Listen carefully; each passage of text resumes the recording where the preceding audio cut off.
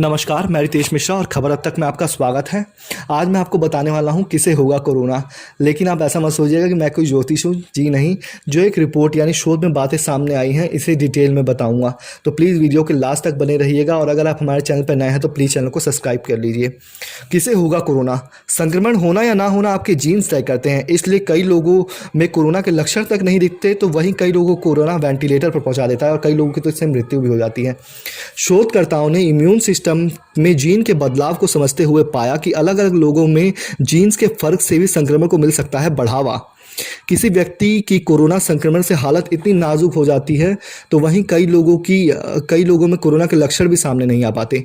शोधकर्ताओं ने कोरोना और इंसान के बीच की कड़ी ढूंढने का दावा किया है।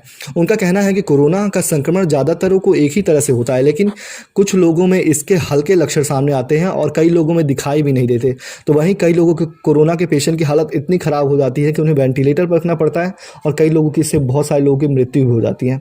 रिसर्च करने वाली अमेरिका की organ health and science university के शोधकर्ताओं का कहना है कि अलग अलग लोगों में जीन के फर्क के कारण ऐसा होता है और ये बात अमूमन सभी बीमारियों के लिए कही जा सकती हैं।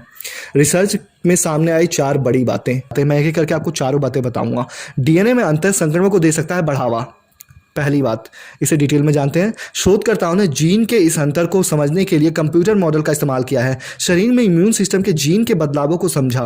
रिसर्च में पाया गया कि अलग अलग लोगों में के डीएनए में अंतर पाया गया। दावा किया गया कि यही फर्क तय करता है कि नए कोरोना वायरस के संक्रमण कितने गंभीर साबित होंगे। दूसरी बात, ऐसे समझे बचाव की कहानी। शोधकर्ताओं के मुताबिक जब वायरस इंसानी कोशिकाओं को संक्रमित करता है तो शरीर में मौजूद एंटीवायरस अलार्म सिस्टम अलर्ट हो जाता है और यह अलार्म इम्यून सिस्टम को आदेश देता है कि वह वायरस के मुकाबले के लिए साइटोटॉक्सिक टी सेल को रिलीज करे और संक्रमित कोशिका को खत्म करे। यही टी सेल वायरस को भी पहचान कर संक्रमण को खत्म करती है। तीसरी बात, सभी में एंटीवायरस अलार्म एक जैसा नहीं होता, इसे भी डिटेल में जानते हैं। शोधकर्ताओं के मुताबिक हर इंसान के शरीर में एंटीवायरस अलार्म एक जैसा नहीं है, क्योंकि इनमें मौजूद एक खास तरह के जीन फर्क हैं। इस जीन का नाम है एलिस।